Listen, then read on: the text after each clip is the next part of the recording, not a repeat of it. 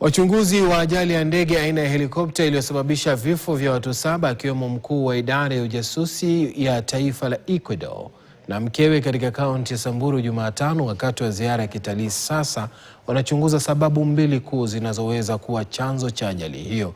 Kulingana na idara ya uchunguzi ya ajali za ndege, mkazo mkubwa umetiliwa kwenye kipengele cha kibinadamu na hali ya ndege.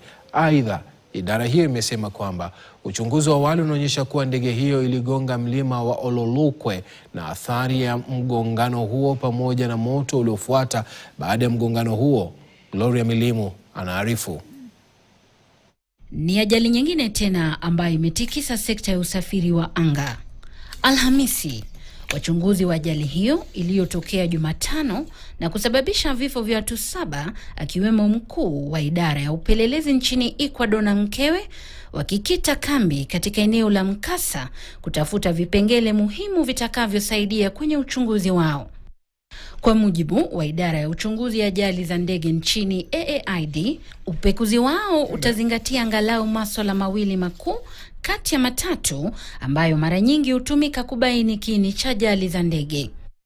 Kwanza kabisa, watabaini uwezo wa rubani wa ndege hiyo kuiendesha, historia yake ya mafunzo, iwapo alikuwa na idhini ya kuendesha ndege hiyo miongoni mwa masuala mengine.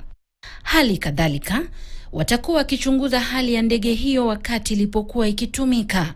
Uchunguzi huo pia unasemekana kuangalia hati za uthibitisho, uhalali wa ndege hiyo kuruka, tarehe iliyotengenezwa na iwapo ilibeba idadi ya abiria iliyoruhusiwa miongoni mwa masuala mengine.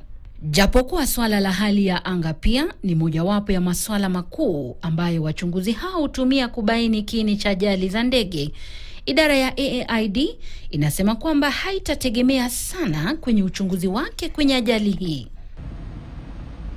Ndege hiyo ambayo imeua watu 7 ilikuwa kwenye ziara ya kitalii kutoka katika mojawapo ya mbuga za wanyama eneo la Loisaba kuelekea Ewasonyiro. Idara ya AAID imethibitisha kwamba iligonga mlima Ololokwe kabla ya kushika moto. 7 hao wanajumuisha mkuu wa idara ya ujasusi Ecuador Michel Sensi Kontugi mwenye umri wa miaka 44 ambaye ana uraia wa Kiitaliano na Ecuador. Kontugi ambaye anasemekana kuwa mwandani wa Rais Daniel Nobia wa Ecuador alichukua hatamu za uongozi wa idara hiyo mwaka 2024. Mkewe Stephanie Holohan anasemekana kuwa mwanamtindo ambaye alianzisha Sensi Studio mwaka 2010. Waathiriwa wengine 4 ambao ni raia wa Marekani wanajumuisha mmiliki wa mkahawa eneo la Miami Roger Duarte na mwenzake Adam Lavarti.